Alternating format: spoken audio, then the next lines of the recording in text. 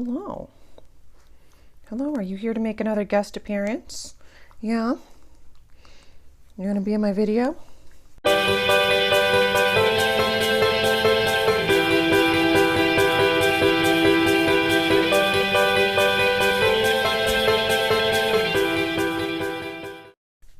Hello again, everybody, and welcome back to my channel. My name is Sarah, and today I thought I would talk a little bit about how I clean my humidifiers. So a lot of you know that I live in Colorado. I live in a desert climate, and it's very, very dry here. So I actually have two Levoit humidifiers that I run pretty much constantly around my house, trying to hopefully keep the humidity above 40%, maybe 50% on a good day. But that's running two humidifiers pretty much constantly in my house.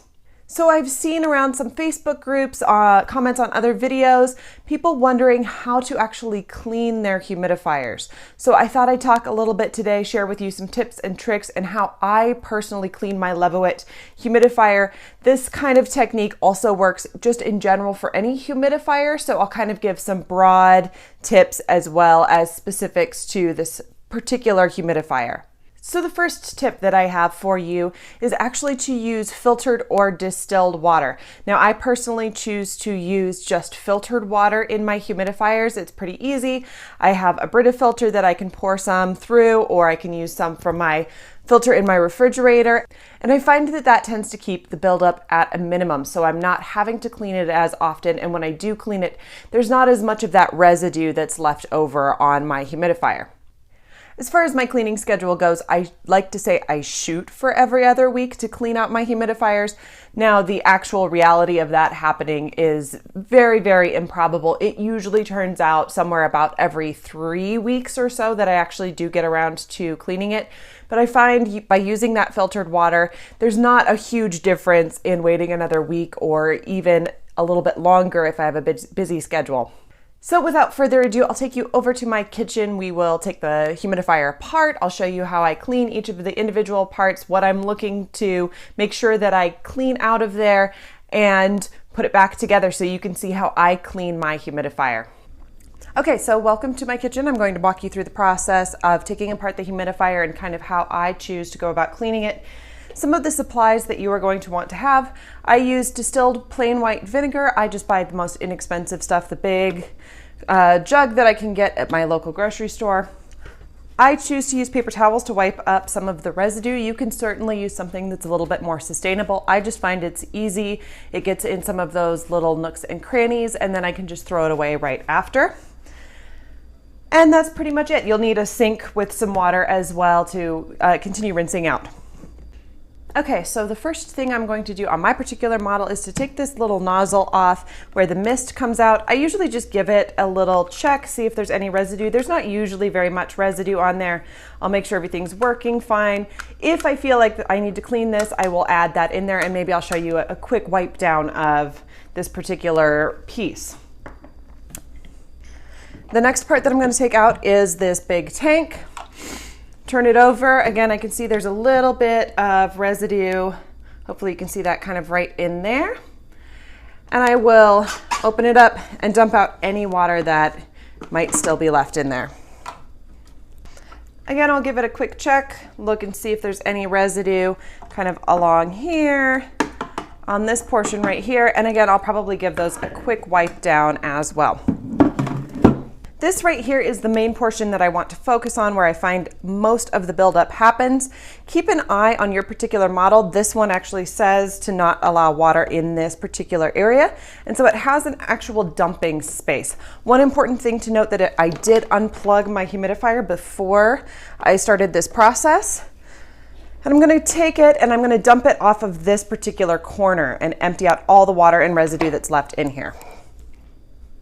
Okay, and on this particular model of the Levoit, you actually can take the chimney and all of this part out to check in here as well. So I'm going to go ahead and do that.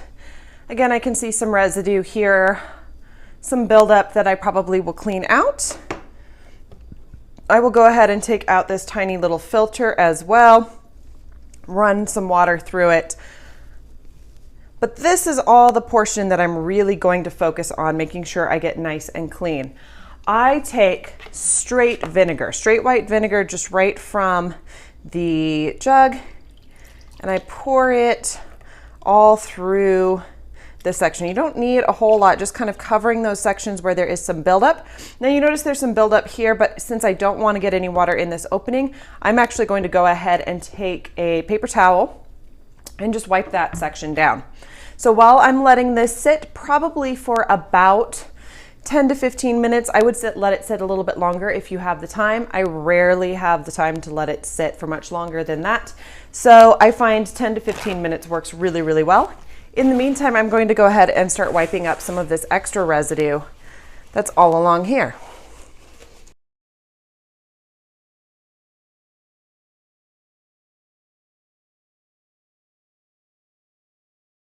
If you find there are any sections where there's some stubborn bits, things that won't quite come off, you can put a little bit of vinegar. I'm going to pour it over the sink on a paper towel and kind of let that sit there for a few minutes. You even, if it's really stubborn, could wrap the paper towel around it, which is why I like to use the paper towels and let that sit so that the vinegar can get on those sections. And you'll find that that will loosen up some of that buildup and residue.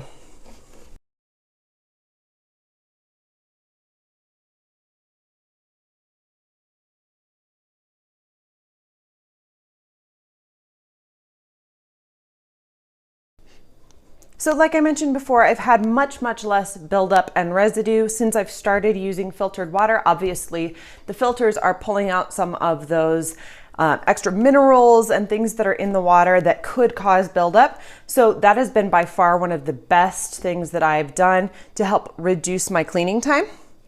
I'm going to let this sit for a little bit longer, and in the meantime, I'm going to clean some of these other parts. One other thing you might want to keep an eye out for is if you have any mold or mildew buildup in your humidifier. I haven't noticed any of mine. Like I said, I keep on a hopefully somewhat regular cleaning schedule. Like I said, it turns out maybe every 3 weeks or so that I am actually doing a full cleaning.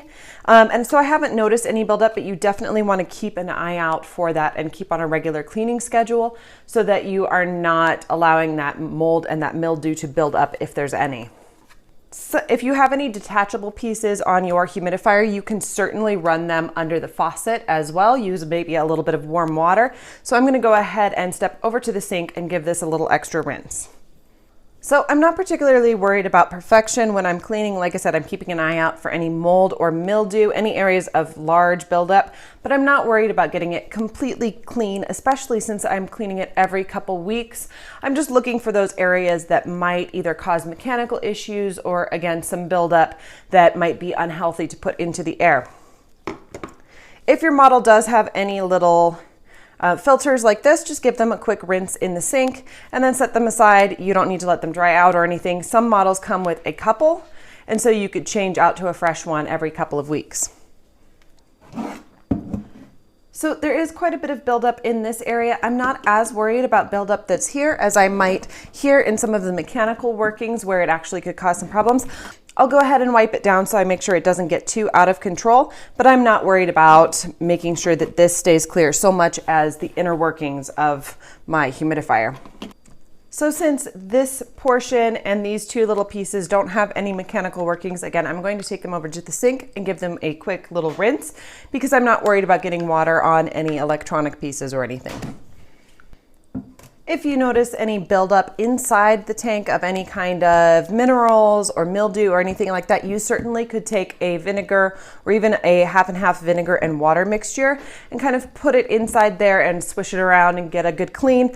I haven't noticed. This particular model does a really great job. Most of the buildup that I notice is in other sections, so I'm not going to worry about cleaning out the inside of the tank, but I always give it a little visual scan, just make sure that I'm not missing any weird health issues or anything that are building up on the inside of the tank. Okay, so I've let this piece sit for probably about 10 minutes. I'll go ahead and pour out all of the vinegar, again, pouring out from this side so that I'm not getting any water into the mechanical workings. I will also put a small amount of water back in this spot and give it one quick rinse, and then I'll be back to show you how I wipe this section out. So like I said, you probably could be using a more sustainable cloth or something to wipe all of this out. That's totally fine. But really, I've only gone through 2 paper towels. If it's really dirty, maybe I'll use 3. So it's not something where I'm using a ton of product to clean this out. And again, I'm just going to give it a gentle wiping down. I will go ahead and get some in this plastic area right here. Again, being careful not to get any drip any liquid down that opening. But I'm just wiping off around the outside. I do find the paper towels are very handy for getting in some of those small spots. If you have like a small brush cleaner or something that also would scrub in those spots, you can totally use the tools that you have available to you. You're just making sure to get into all these different areas and clean out any buildup, again, any mildew or anything that you might see in any of those areas before it has a chance to form and take over.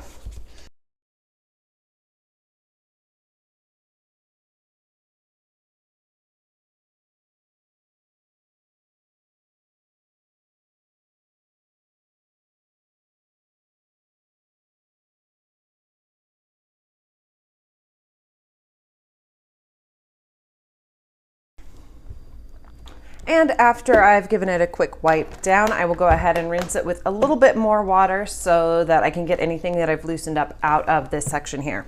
Okay, so that pretty much does it. Like I said, not a perfect job, but what I've found is more important is consistent cleaning more so than making sure that I clean it completely spick and span every single time.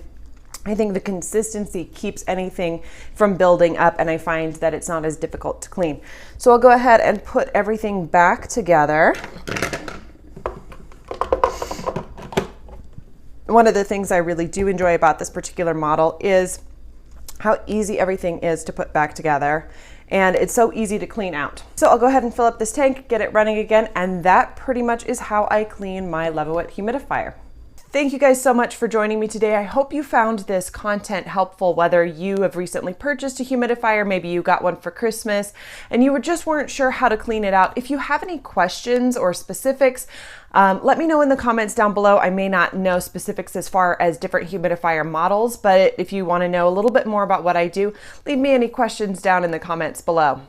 If you found today's content useful, make sure that you hit that like button, subscribe, and ring the bell to be notified of any new videos that I'm posting. And I will see you guys in my next video very soon. Bye.